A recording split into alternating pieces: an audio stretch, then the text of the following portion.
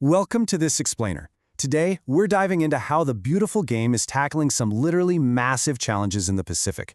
We're looking at a region where football is undergoing a total transformation, both on and way off the pitch. I mean, think about the sheer scale and extreme isolation of Oceania. We're talking about communities scattered across thousands of miles of ocean. I'm absolutely thrilled to walk you through this journey today, because the way they are using sports to hurdle these geographical nightmares, it is nothing short of revolutionary. Let's start with this stark reality. For many nations out here, football is being played against a backdrop of, well, literal existential threats. Rising sea levels aren't just some far-off abstract concept. In places like Kiribati, the rising tides are physically washing away their very limited playing fields. High tides are regularly flooding community areas, threatening pitches, homes, and World Cup dreams. So to really understand football in this region, you've got to grasp the immense stakes. They aren't just fighting for a trophy, they are literally fighting to keep their ground above water. Here's how we're going to break this all down today. First, a new professional era. Second, elevating the women's game. Third, more than a game. And finally, a flourishing, resilient Oceania. All right, let's jump straight into Section 1, a new professional era. The inaugural 2026 OFC Professional League was an absolute game changer. It brought together 8 clubs from 7 different nations in a groundbreaking circuit series. Just pause and think about the logistics of that for a second. Coordinating multiple teams flying across the vast Pacific Ocean to compete on a professional stage, that's a monumental achievement in itself. The whole shebang culminated at Eden Park in a thrilling final, where Auckland FC clinched a historic championship victory over South Melbourne 2-1. This right here marked the birth of a true professional men's pathway in the region. And the defining number of this inaugural league? 172. That is the total number of goals slammed into the back of the net across the league's 56 matches. If you do the math, that's a wildly impressive average of 3.07 goals per match. It absolutely proved the region's immense offensive talent. We're talking about a style of football that's fiercely aggressive, incredibly fast-paced, and just undeniably entertaining. It proved to the world that Oceania football isn't just developing, it is deeply competitive and capable of delivering absolute thrillers on the pitch.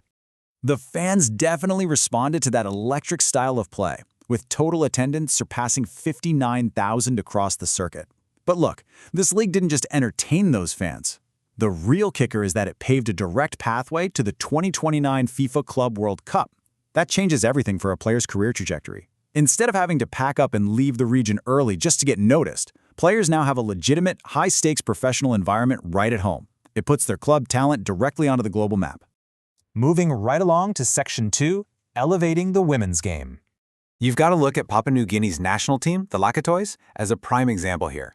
They show incredible regional dominance. I mean, they are the 2022 OFC Nations Cup champions. However, they face massive structural hurdles. We're talking about a severe lack of professional domestic pathways, compounded by complex geographic and logistical nightmares just to travel and compete. Imagine having to coordinate multiple super expensive flights over several days just to reach a single tournament venue. They are constantly battling these immense structural odds simply to earn a shot at the global World Cup stage. So because a fully professional domestic environment is still developing for women in places like PNG, these high-pressure regional OFC tournaments are absolutely essential. They provide the crucial exposure elite players desperately need, and they actively compensate for those missing domestic systems. But maybe even more importantly, when a young girl in a remote village sees her national team competing fiercely on a regional stage, it gives her a powerful role model. Building that sporting credibility at the regional level directly fuels grassroots participation and inspires the next generation back home. Which brings us to Section 3, more than a game. Okay, the crucial point of the OFC's entire strategy is rooted in the Fauna Fale model. If you aren't familiar with it, it's a deeply cultural, pan-Pacific well-being framework that emphasizes the absolute interconnectedness of physical, mental, spiritual, social, and environmental health. What makes it uniquely pan-Pacific is the belief that the spiritual and social elements are just as vital to human survival as the physical ones. In this model, if one aspect of well-being takes a hit, say the environment through climate change, the whole community suffers. Football here is explicitly designed to support every single pillar of this framework. Playing in harmony with the environment isn't just about having fun kicking a ball around in the sand. At the grassroots level, it's about active climate education. While these kids are out there playing, they are simultaneously learning how to build climate resilience in their communities. They learn why sea levels are rising, how to protect their local ecosystems, and how to safeguard these physical and spiritual spaces for future generations. This is vital, hands-on education happening right on the pitch, in a region literally at the absolute forefront of the global climate crisis. And socially, football serves as the ultimate unifier. The OFC is intentionally using the sport to drive gender equality and peace across a culturally rich but geographically scattered region. Imagine a community field designated as a safe space, a place where girls can play without stigma, where disability inclusion is actually built right into the rules of the local tournament, and where rival communities can come together to compete peacefully. Football creates a shared language. It bridges deep societal divides and strengthens the social fabric of these island nations.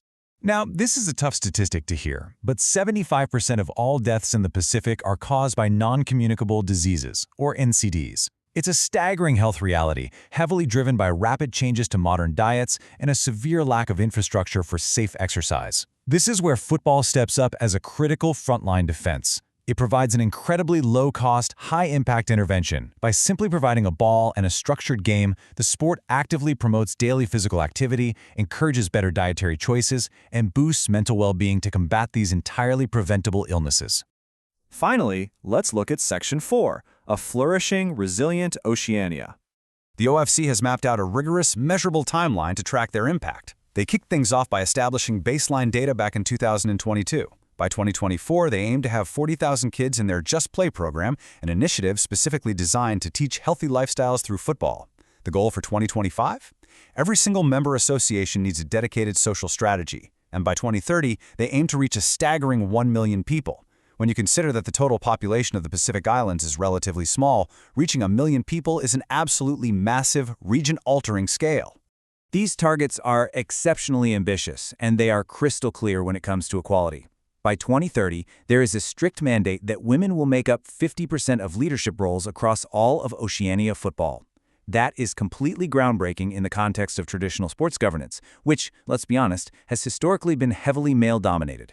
By mandating diversity at the highest levels, it changes the entire way the game is run. It ensures that funding, resources, and strategic decisions are made with the whole community's best interests in mind.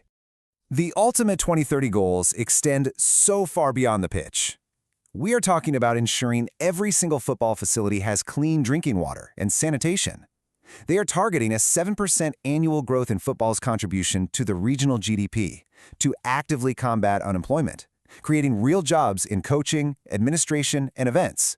They are even aiming for net zero greenhouse gas emissions for the sport. That is a massive logistical undertaking in a region that relies on heavy air travel for any regional competition. They are literally building a more economically and environmentally resilient region through sports. Which leaves us with a profound final thought. As Oceania leverages the sport for literal survival, holistic health, and economic prosperity, how might the rest of the world use football to change lives? If a simple game can be a frontline defense against climate change and chronic disease for the Pacific, the potential everywhere else is truly limitless. Think about your own community. How could a sport be leveraged to solve your biggest challenges? Thank you for joining me for this explainer, and I hope this gave you a brand new perspective on the true power of the beautiful game.